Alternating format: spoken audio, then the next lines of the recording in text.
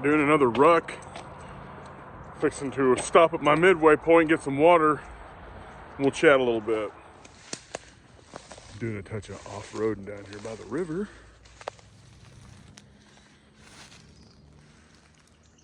It's kind of a little shallow spot.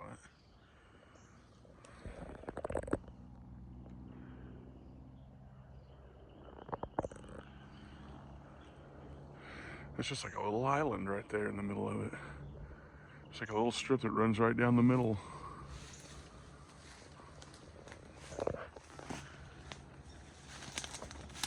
So yep, there's not really an aim to this video. I'm just kind of doing a little bit of local exploring here in the margins of town.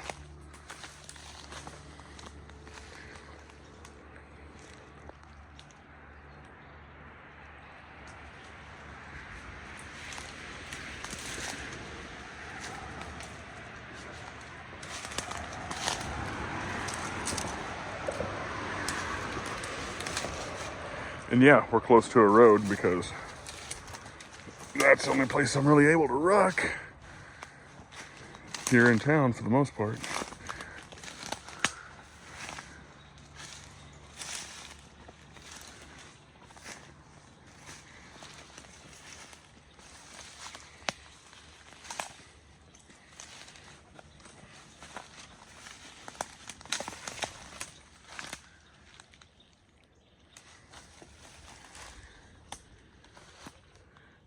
Seems to be getting a lot deeper back here, which is cool.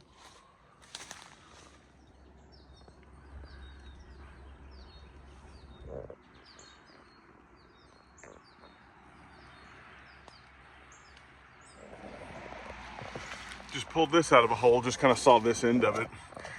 This is a gigantic piece of chert you could use for flint and steel. Like this whole thing is basically, I mean, all the way through this thing.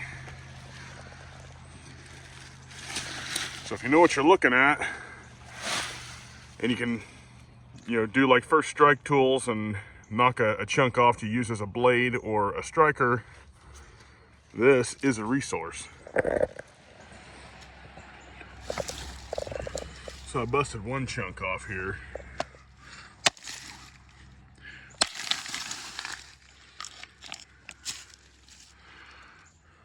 Razor sharp. I'm taking some of this with me for sure. That's not quite what I'm looking for there, but the really, really dense parts like that is freaking awesome. Stuff works good. There we go. That's a good solid chunk right there. That's freaking stupid sharp. All right. Another great use for a shamag is if you need to carry home something sharp like this. I'm gonna take the little stuff, but you bust you off some pieces like this and you want to take them home, you can wrap it up, and it's not gonna be that big of a deal. Most likely not gonna be cutting it up for the most part, but if you were to get a hole in your shamag, that's better than a hole in your pack, because that crap is freaking sharp. But it's just another way to, just another use for the shamag.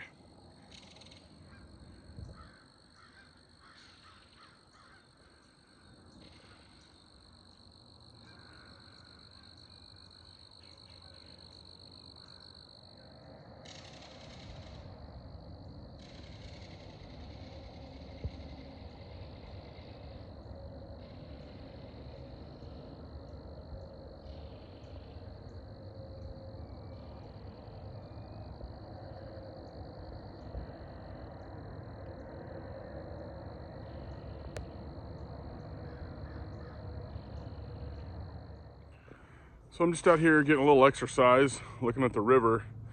We had like this significant cool down in our weather just in the last week or so. So we got all this steam coming off the river. It's awesome.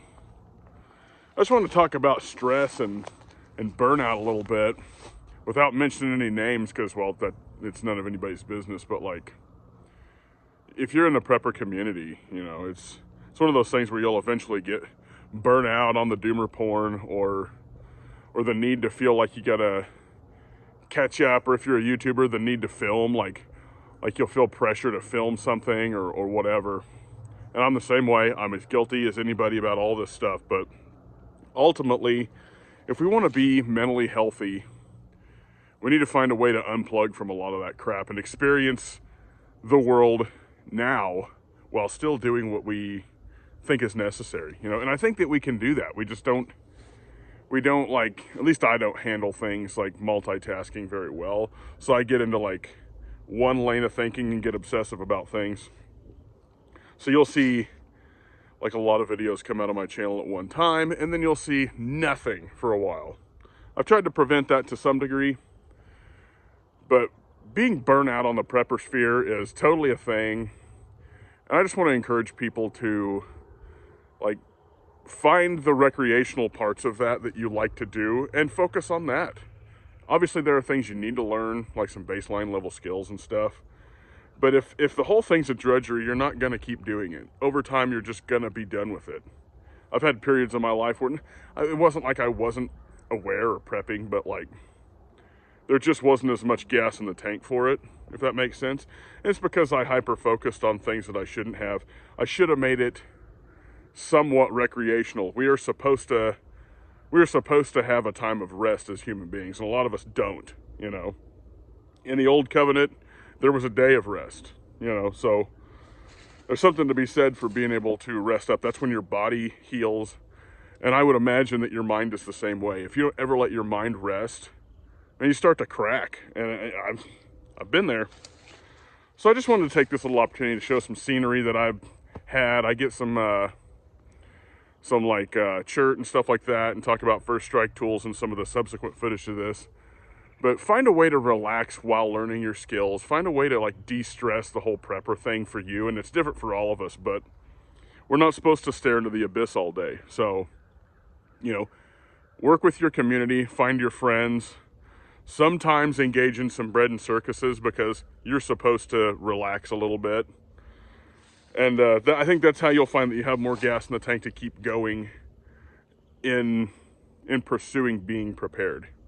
If it's all you think about, and I'm super guilty of that, you're going to exhaust the tank a whole lot more. So, I don't know, just some thoughts on my little midway ruck. I'm not exactly rucking now. I stopped to just look around and scavenge by the river. And got me some chert and some stuff like that. So, here's some footage from that and a few scenes from the river. Thanks for watching.